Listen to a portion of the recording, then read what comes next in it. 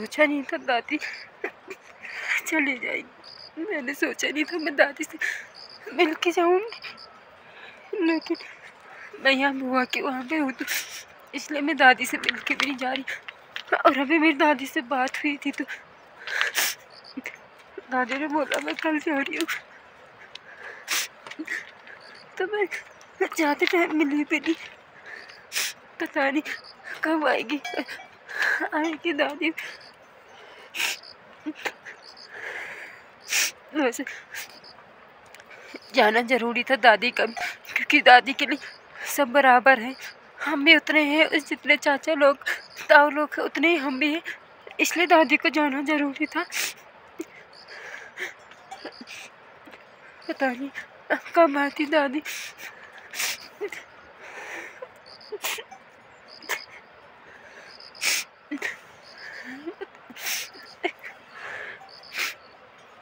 कसम से इतना बुरा लग रहा है, मैं घाट जाऊंगी किसको परेशान करूंगी। जब भी मैं इधर उधर से जाती थी हमेशा अपनी दादी को परेशान करती थी। दादी पता नहीं कब आती। अभी बात हुई थी दादी से तो बहुत अजीब लग रहा था। दादी ने बोला मैं कल जा रही, जल्दी आऊँगी, पता नहीं कब आती। लेकिन दादी से बोलूँगी फिर फोन में जल्दी है ना, क्योंकि हमारे साथ पहले से रहती थी दादी, क्योंकि चाचा लोग भी घूमने जा रहे थे इसलिए जाना पड़ा। नहीं तो हमारी शादी रहती दादी। लेकिन दादी के लिए सब बराबर है, उतना ही वो है उतना ही हम लोग हैं, जितने वो भी हैं। मैं किसके साथ मैं जाऊँगी लड़ाई करूँगी। मैं हमेशा अपनी दादी के साथ मजाक करती थी जब भी मैं दादी के साथ नहीं रहती थी। जब भी मैं डांट खाती थी मम्मी लोगों के तो हमेशा दादी बोलती थी मत डांटो। लेकिन दादी अब कब आती है दादी मुझे बताते चलो। लेकिन दोस्तों अगर आपके साथ में आपकी दादी लोग या कोई रहता है, उनके जाने के बाद पता चलता है कि वो कितना दुख होता है। हमको लगा हमेशा हमारे साथ रहेगी, लेकिन अचानक जाना पड़ा दादी को, क्योंकि दादी के लिए उतने ही सब बराबर हैं, जितने हम लोग हैं उतने ही चाचा लोग ताऊ लोग सब बराबर हैं। इसलिए दादी को जाना भी ज़रूरी था। पर मैंने बोला था कि जल्दी आना, पता नहीं कब आएगी। बहुत बुरा लगता है दोस्तों अगर आपका जो इंसान आपके साथ रहता है बचपन से दादी के साथ रहे। लेकिन जैसे पहले भी दादी गई थी, जब हम गांव में थे तब दादी रानी खेत गई थी, तब उतना बुरा नहीं लगा था, क्योंकि उस टाइम पे मैं कम मतलब गांव में ऐसा था ना, उतना लगाव जैसा नहीं हुआ था दादी से। लेकिन जब से अब हम लोग काट आए, जब से हम लोग नंदा नगर में रहे, हमेशा दादी हमारे साथ ही रही। तो 6-7 साल गई हमारे साथ ही रहती दादी। तो मुझे बहुत बुरा लग रहा है कि मेरी दादी जा रही। मैंने सोचा भी नहीं था। मुझे पता है बहुत सारे लोग गलत कमेंट करेंगे कि ऐसा ड्रामे करती है, इसके ड्रामे देखो। लेकिन जब तुमसे कोई अपना दूर जाएगा ना तब पता चलेगा तुम्हें कितना दुख होता है। कोई तुम्हारे साथ बचपन से रहता है तब पता चलेगा तुम लोगों को। क्योंकि उन लोगों के लिए कह रही हूँ जो लोग गलत कमेंट करते, जब उनसे अपना कोई दूर जाता है तब पता चलेगा उनको कि कितना दुख होता है। लेकिन मुझे कोई फ़र्क नहीं पड़ता, तुम लोग कुछ भी बोलो। इसलिए आज बुआ भी जा रखी है दादी को मिलने के लिए। कसम से दोस्तों मुझे ऐसा अभी तक मैं इतनी खुश थी, लेकिन जैसे मैंने दादी को कॉल किया सोचा नहीं था यार मैंने कि मेरे साथ ऐसा होगा।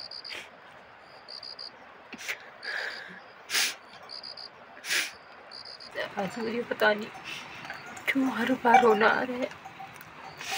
जितना भी प्यार किया होगा मैंने अपनी दादी से किया होगा, क्योंकि हर बार जब भी मैं कभी कोई प्रॉब्लम में होती, जब भी मैं सैड होती अपनी लाइफ में, तो हमेशा दादी मेरी प्रॉब्लम समझती थी। अब मैं किसको बताऊँ कि खुद मेरी दादी लेकिन मैं हमेशा अपनी बातें अपनी दादी से शेयर करती थी क्योंकि दादी समझती थी। लेकिन दादी ने हमेशा बोला अच्छे से रहना, लेकिन पता नहीं अब मैं किससे बोलूँगी अपनी बातें जब मैं परेशान रहूँगी। होता है माँ से भी शेयर होती है बातें, लेकिन मैंने माँ से कम की है शेयर जितनी दादी से की थी। कसम से इतना रोना आ रहा मेरे को, मैं सोचा मुझे लगा दादी दीपावली के बाद जाएगी, मिल के चली जाएगी, लेकिन अचानक ही दादी को जाना पड़ा क्योंकि चाचा लोग घूमने जा रहे थे, तो इसलिए दादी को जल्दी जाना पड़ा। नहीं तो दादी दीपावली के बाद जाती।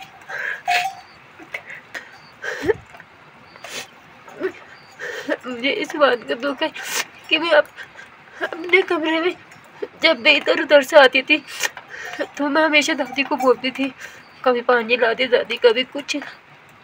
मैं हमेशा अपनी दादी के साथ रहती थी,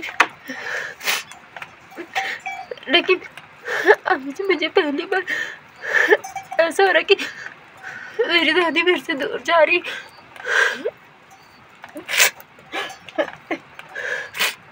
वैसे तो कह रही थी फ़ोन में कि नवंबर दिसंबर में आऊँगी, लेकिन नवंबर दिसंबर में नंदा नगर में जहाँ पे हम लोग रहते वहाँ पे धूप नहीं आती, तो दादी मुश्किल है। अब तो पता नहीं कब आती, मार्च अप्रैल तक। नवंबर दिसंबर में हम अपनी दादी के साथ गाँव जाते थे। मैंने सोचा था इस बार भी मैं जाऊँगी क्योंकि मेरा कॉलेज भी कंप्लीट हो गया था, तो मैंने सोचा था मैं इस बार अपनी दादी के साथ ही रहूँगी गाँव में। कहते हैं ना, दादी के जितना प्यार कोई नहीं दे सकता, जितना प्यार दादी देती उतना प्यार कोई नहीं दे सकता। भले ही माँ बाप भी प्यार करते हैं हमसे, माँ बाप और दादी के जितना प्यार इस दुनिया में कोई नहीं दे सकता है। जितना प्यार दादी और माँ बाप का रहता है उतना इस दुनिया में किसी का प्यार नहीं रहता है। मुझे पता है दादी आपको भी हमारी बहुत याद आएगी।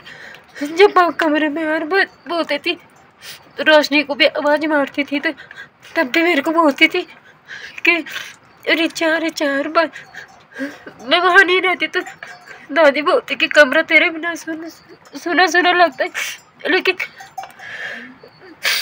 दादी तो चली गई। दादी जल्दी आना। परसों मेरी बहन का फ़ोन आया तो बोला कि दादी जा रही है। मुझे लगा झूठ बोले, क्योंकि जिस दिन मैं बुआ के घर आई उस दिन दादी ने बोला था कि मैं दीपावली के बाद जाऊंगी, अभी से नहीं जाऊंगी। तो मुझे लगा था कि मैं तब तक घर चली जाऊंगी, मैं दादी से भी मिल जाऊंगी जाते टाइम। परसों उसने बोला कि दादी 8 तारीख को दिल्ली जा रही है।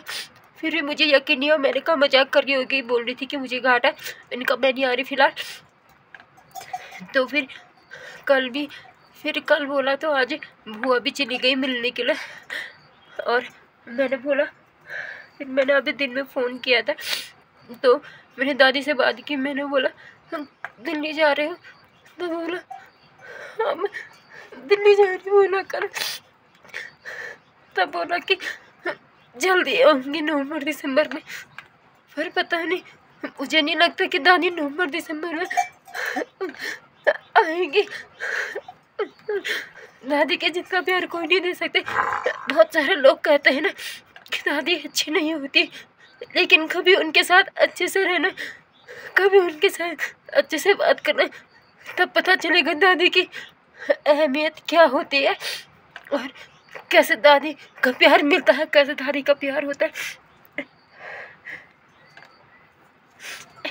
मैं भी सोच रही अभी मैं भी चली जाऊँ दादी से मिलने, लेकिन क्या कर सकती हूँ।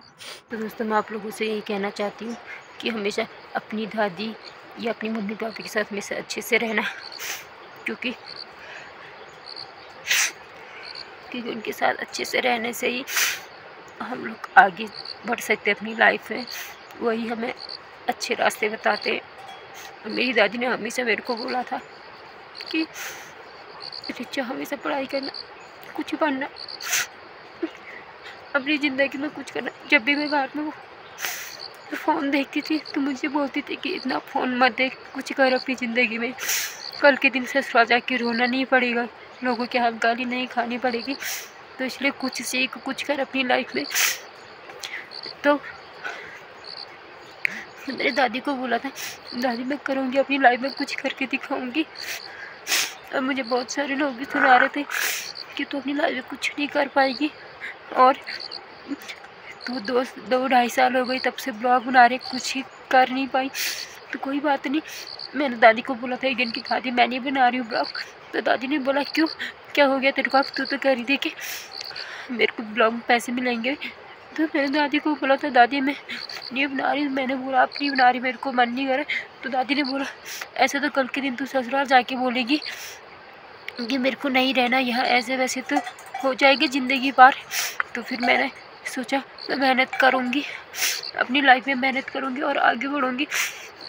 बस हमेशा अपनी दादी की बात याद रखूँगी, क्योंकि दादी ने हमेशा मुझे अच्छा ही बोला। इसलिए मैं आप लोगों से कहना चाहती हूँ दोस्तों, कभी भी अपनी दादी को ठुकराना मत, अपनी दादी को कभी उल्टा सुल्टा मत बोलो, हमेशा अच्छे से रहना उनके साथ। उनके जितना प्यार कोई नहीं दे सकता।